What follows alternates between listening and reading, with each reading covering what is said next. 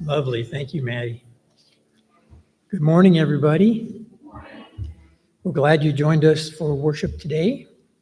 Wherever you are, whatever your theological, spiritual, political, sexual, or racial orientation or gender identity, you are welcome to worship here and become a part of this community.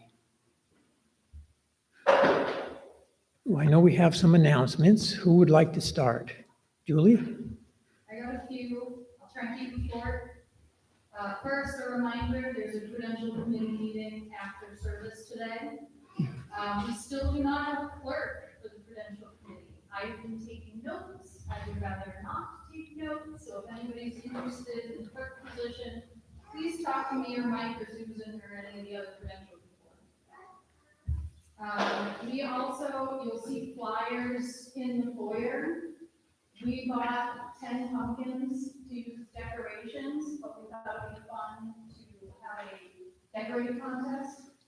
So for the entry fee of $20, you get a pumpkin, you decorate it however you like, and they will be judged during Jude's Halloween party on the 26th. You can either pay your $20 and take your pumpkin home and decorate it and bring it back, or if you'd rather decorate it the day of, you can. We'll have like a little table set up and a few supplies. But it's $20 to enter. You get to keep your pumpkin after, and the winner will get a $100 cash prize. So there are 9 pumpkins left, so if you're interested, please let me know. And next weekend, Rick and I will both be gone. So I need a volunteer to start a live stream. I will show you how to do it. It's very easy. I want the equipment ready. So if anybody's interested in that, please let me know. And my last one, because I won't be here next week to announce it, is our next Building and Grounds project night will be Tuesday, October 14th. So that's when we do any projects around the building that need doing. It's usually moving stuff into storage, organizing, fixing stuff that's broken. The more people that come to it, the better. You do not have to be a member of the committee to participate. So if anybody needs to work off any anger or frustration with some physical labor, please join us on the 14th. Okay. We also have the community closet clothing sale after church today from 1 o'clock to 5. Please come and see all the good used clothes that people have to sell. And we have a table just for Channing Church, and then others that people have rented to sell their own belongings. That's Jude. Halloween is coming up. Costumes on the cards. There'll be a little party, extended coffee hour after the service. Other churches are invited to attend from other UU churches. So wear a costume, come have some fun. Anyone want to help me decorate the service? Thank you. Any other announcements? Okay, very good. Then I'd like to welcome our guest minister, Mr. Vaughn Keller. Thank you. Our opening words this morning are actually going to be responsive reading. So in your gray hymnal, if you would turn to 438.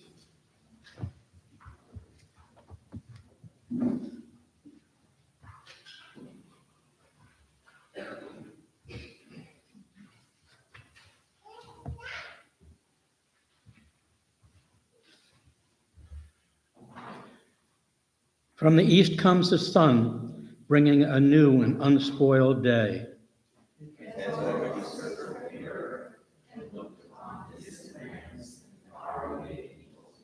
It has passed over mountain ranges and the waters of the 7 seas.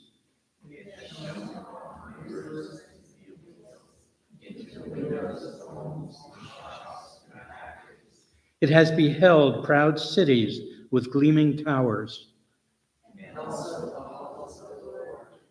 It has been witness to both good and evil, the works of honest men and women, and the conspiracy of knaves.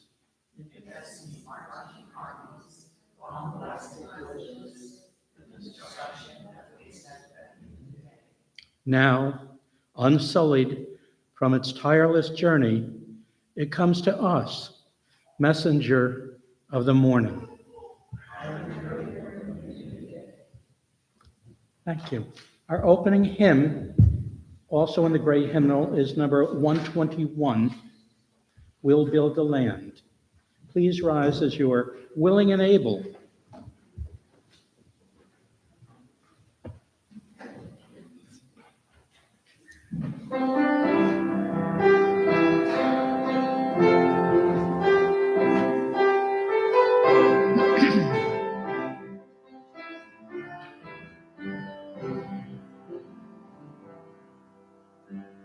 We'll build a land where we bind up the broken. We'll build a land where the captives go free. Where the oil of gladness is all for morning. Oh, we'll build a promised land that can be. Come build a land, sisters and brothers, anointed by God, and faithful. Every justice and roll down like waters, these one together flows free. We'll build a land where we bring the good tidings to all the afflicted and all those who mourn, and we'll give them garlands instead of ashes. Oh, we'll build a land where peace is born. On the land, sisters and brothers, anointed by God, peace with the justice shall roll down like water, the peace like an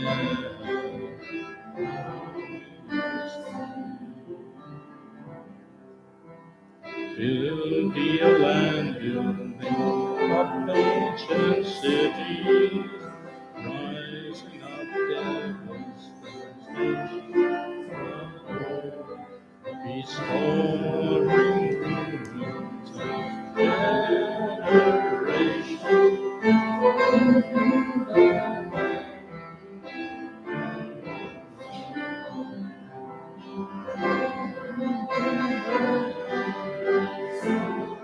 and brothers, united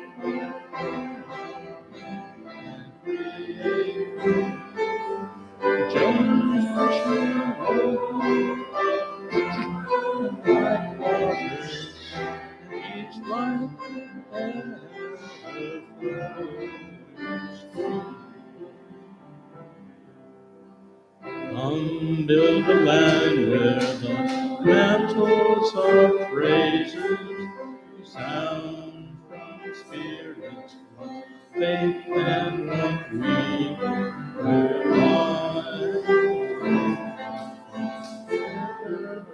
people come from the land, my people we see.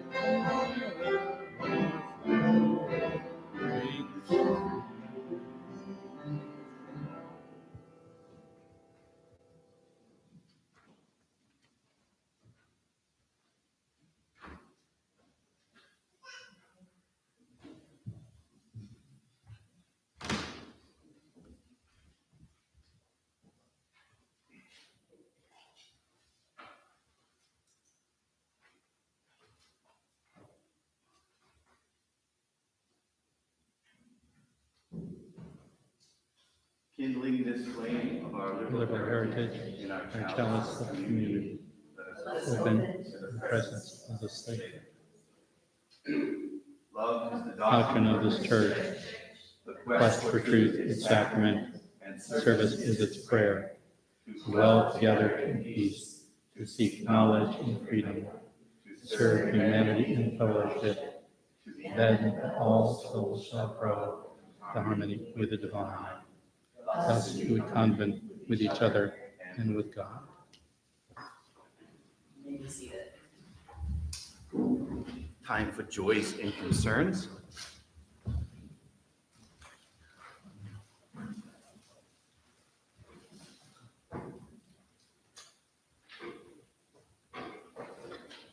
Who's first?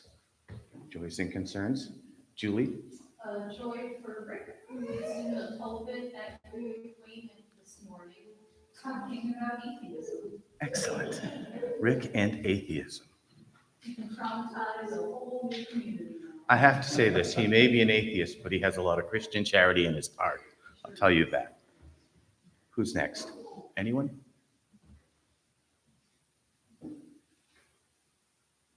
Mike? A joy for this nice warm weather we got. Yes, excellent. Which is also considered. Yes? My son was very What was his name? Ricardo. Send him some healing and recovery, please. Anyone else? Oh, you again. Joy for those of us that like the cold is that it's cooling down. Yes. I'm going to light one in addition to that for all the crunchy brown leaves I get to jump on when I go out for my walks like a little child. Anyone else? All right, one more for all those joys and concerns we're not ready to talk about. Hold in your hearts.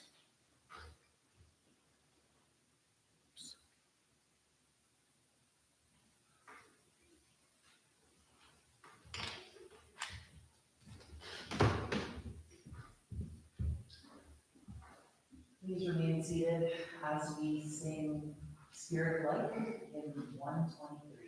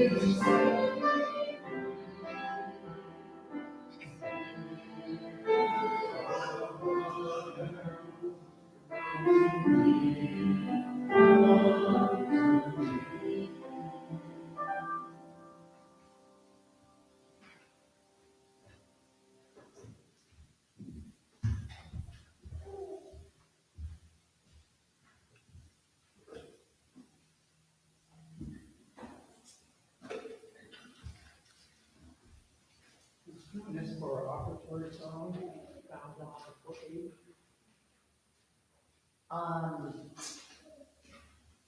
Use my music as it's an instrumental. We're not singing. Okay. It's getting nervous to sing in.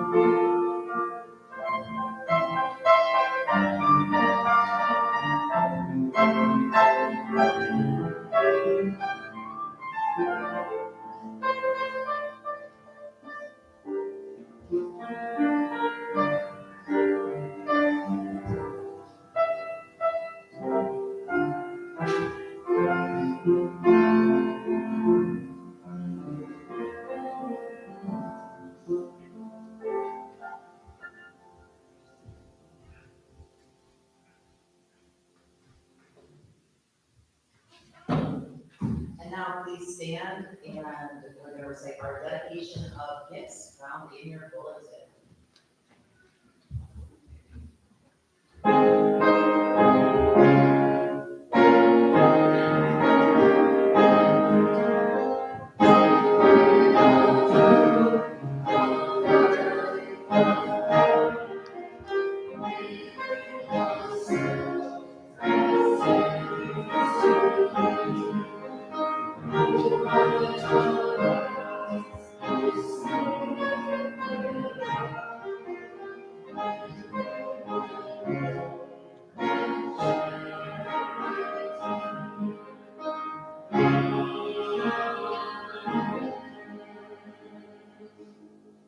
Please be seated.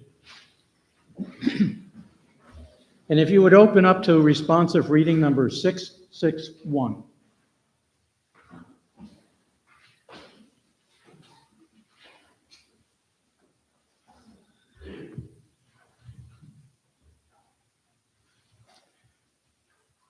The heart knoweth. We have a great deal more kindness than is ever spoken.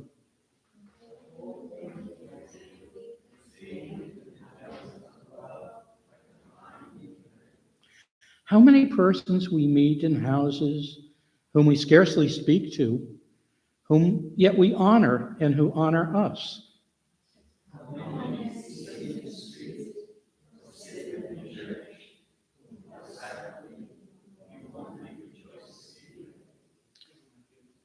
Read the language of these wandering eye-beams.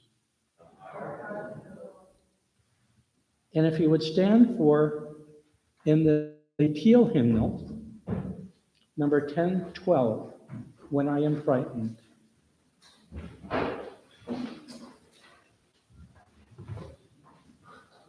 So this is a new hymn, but we did it last week. So we're going to see if you did your homework.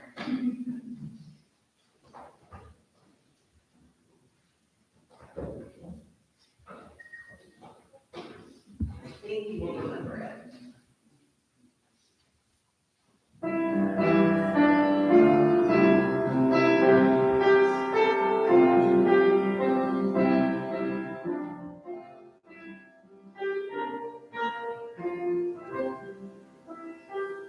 When I am frightened, every assured me, when I am certain,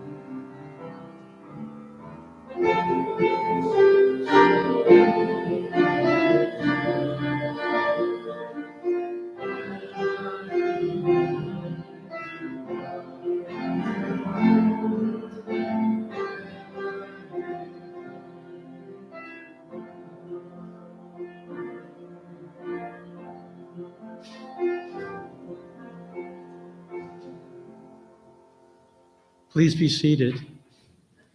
Thank you. Last year, two things happened within a month of each other that both surprised me and it also caught my attention. The first, I belonged to a writing group for several years. Our fearless leader is someone who you all know, the Reverend Judy Campbell. One of our longtime members, Bob Knox, died.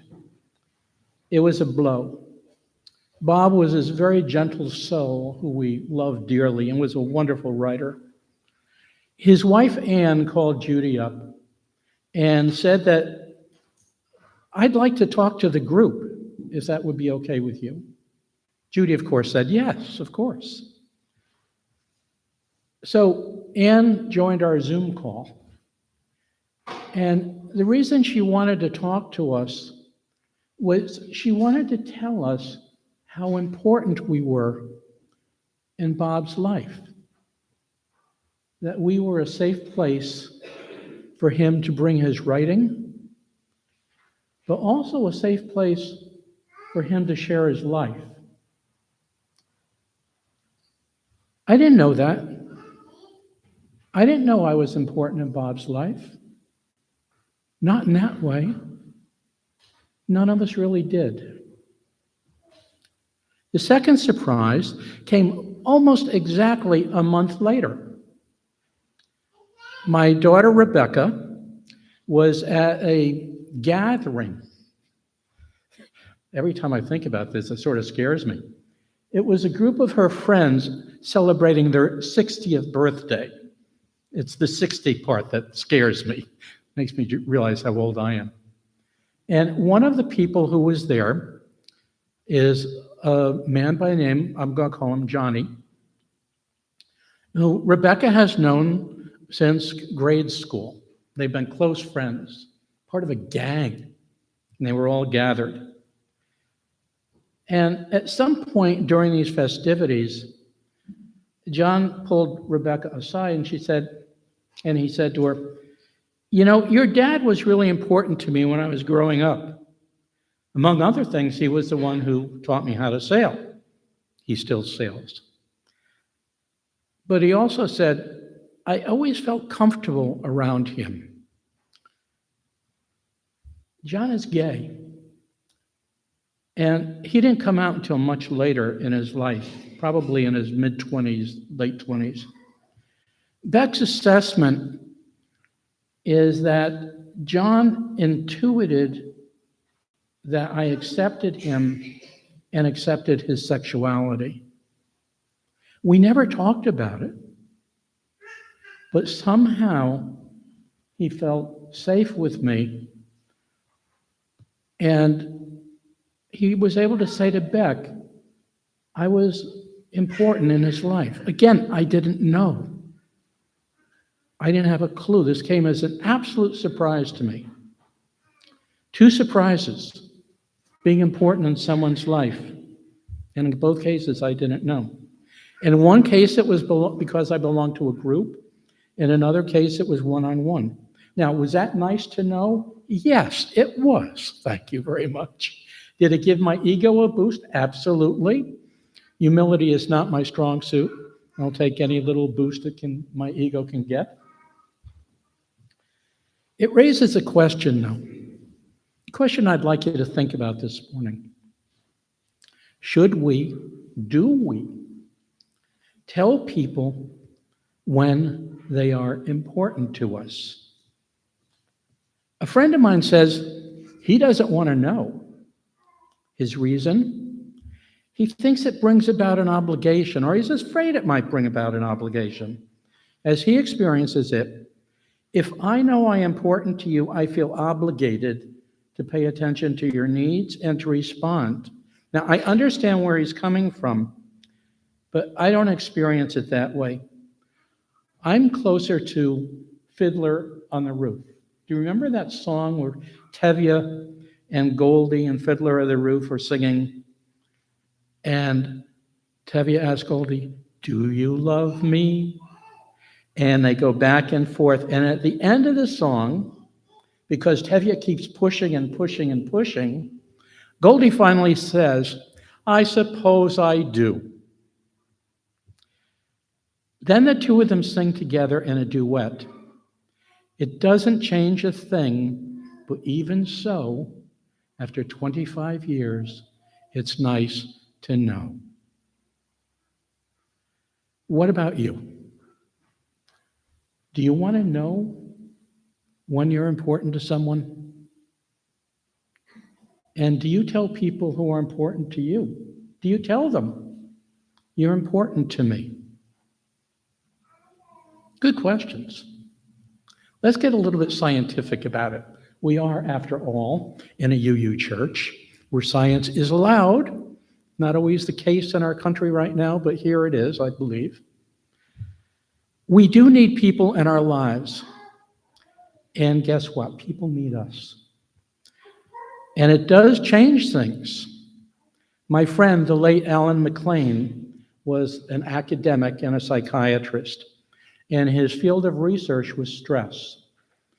What generates it and how people cope with it, both constructively and destructively.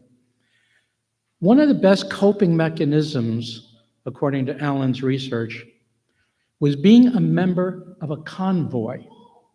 A convoy. And he chose that word metaphorically, but because of its history. During World War II, if you remember, the UK was completely shut off because of the German U-boats. And no supplies could get through. The country was literally beginning to starve.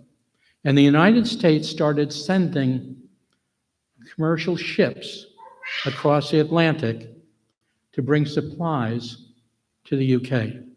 And at first, they went individually. And when they did, the U-boats, the German U-boats, would pick them off, and nothing was getting through. However, when they started to go as convoys and had support from destroyers, then they were able to get through. It was the convoy that made the difference. And as a total aside, Tom Hanks is in a wonderful, very intense movie about that situation. Mel, help me. What is the name of it? Anyway, I believe it's on either Netflix or one of the channels. Let me suggest, though, that only convoys will save us right now in this country. We need one or more close, intimate groups. We need groups where we are important to one another and where we feel that. I'm going to tell you a story about a convoy I belong to. And as I do, I encourage you to think about convoys in your own life, either historically in the past or right now. My convoy is called the Daffodils. It was my first and in many ways the most important convoy I belonged to. Now, I don't think my life experiences is all that different probably than some of you. In fact, movies and a TV show have been made about convoys. The movie was called The Four Seasons with Alan Alda. He actually wrote it as well as directed it. And now there's a TV show called The Four Seasons.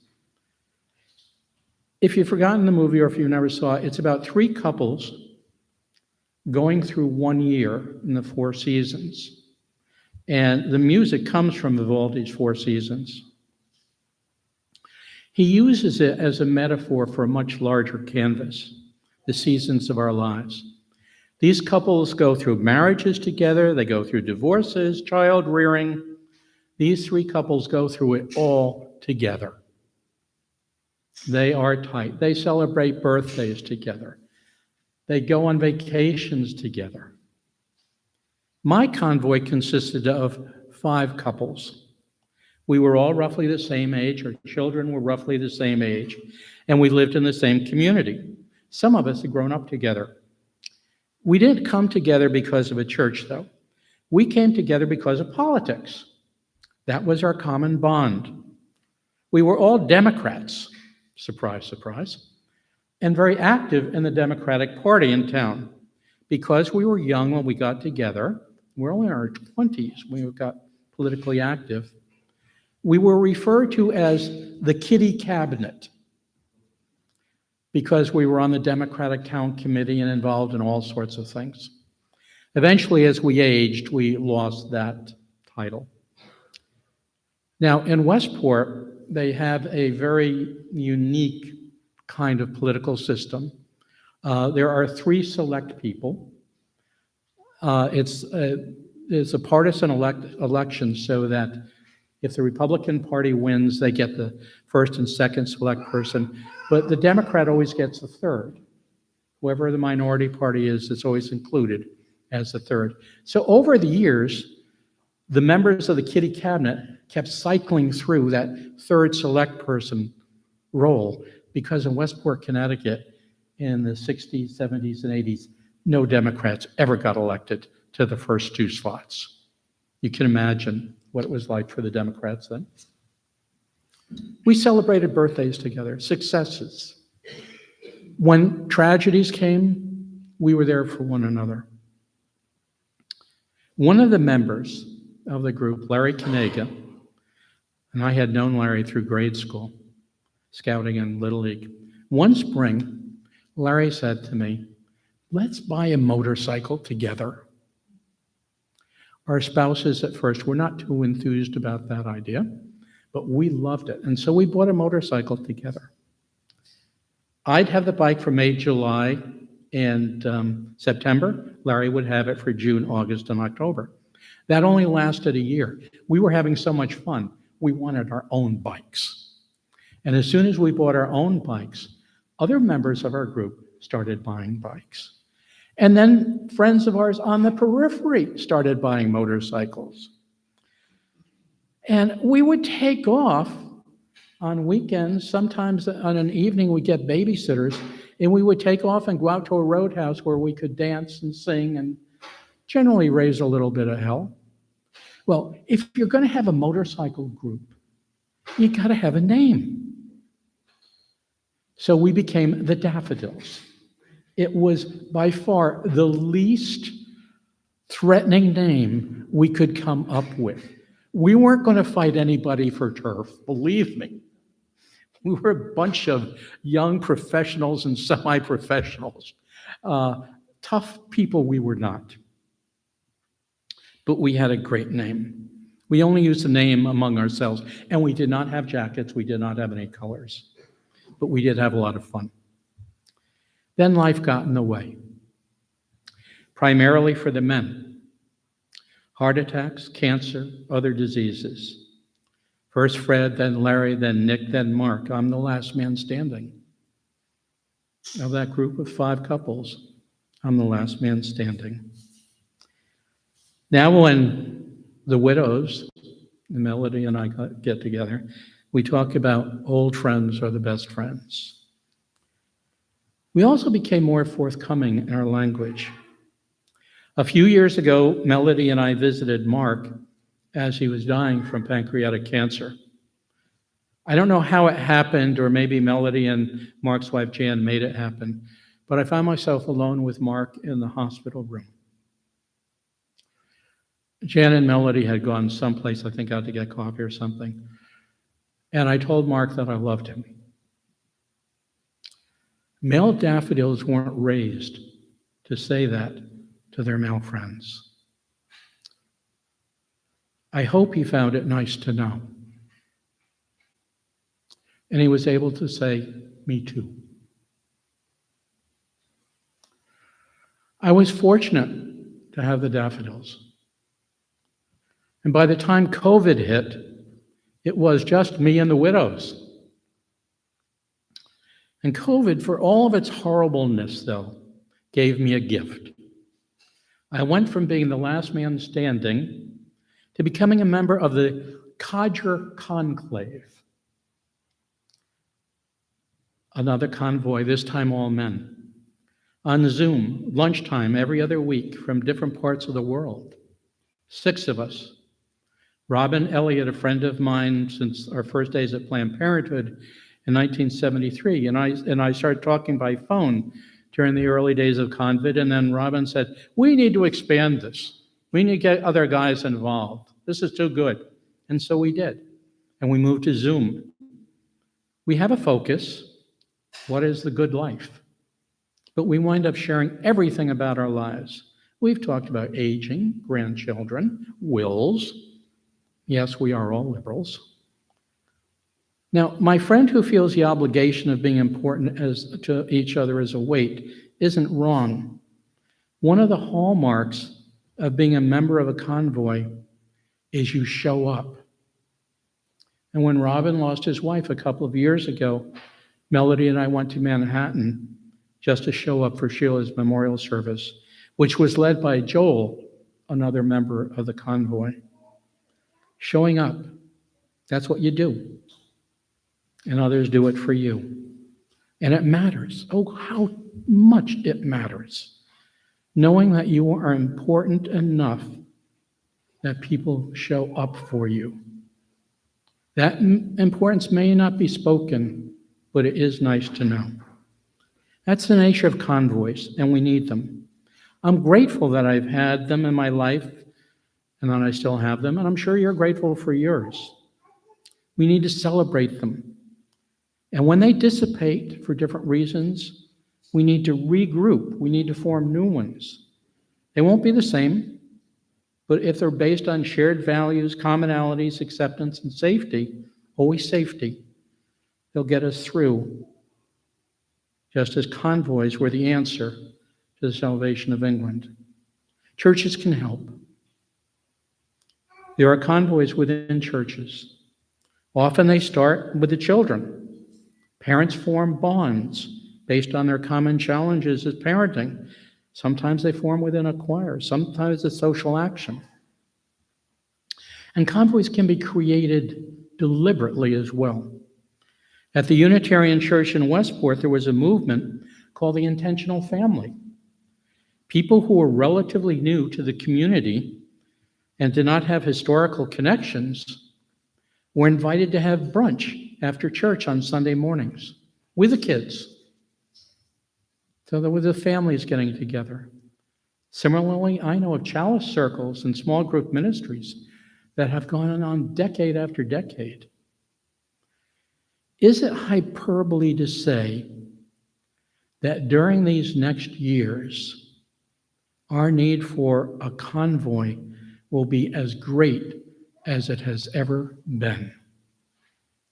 Our values are being assaulted. There are people who openly say we are nothing more than scum. We need intimate groups that provide us with psychological safety. And we need to recognize that at some point it might turn into physical safety.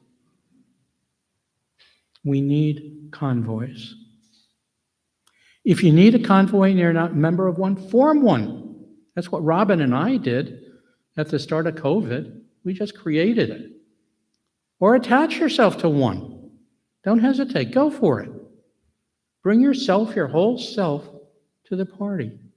Look, it takes some guts to reach out and say, can I join your group? But do it. It's my belief that it is often within these convoys that we find out how important we are to others. And that is nice to know. In hindsight, I wish I had let all the members of the Daffodils know how important they were to me. These couples, my Daffodils, they live with me in memory.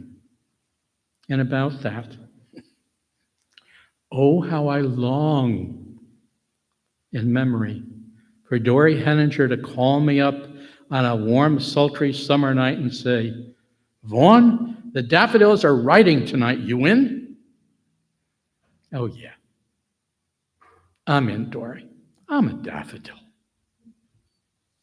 Please remain seated, and we are going to sing together. You've got a friend by Carole King.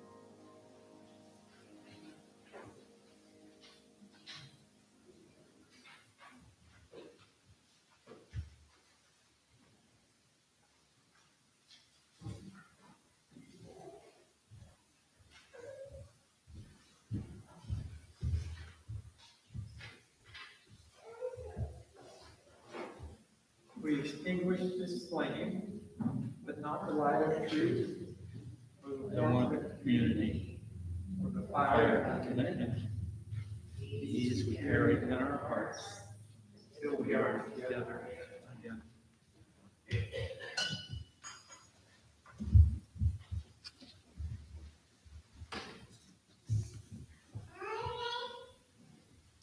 Come into the circle of caring.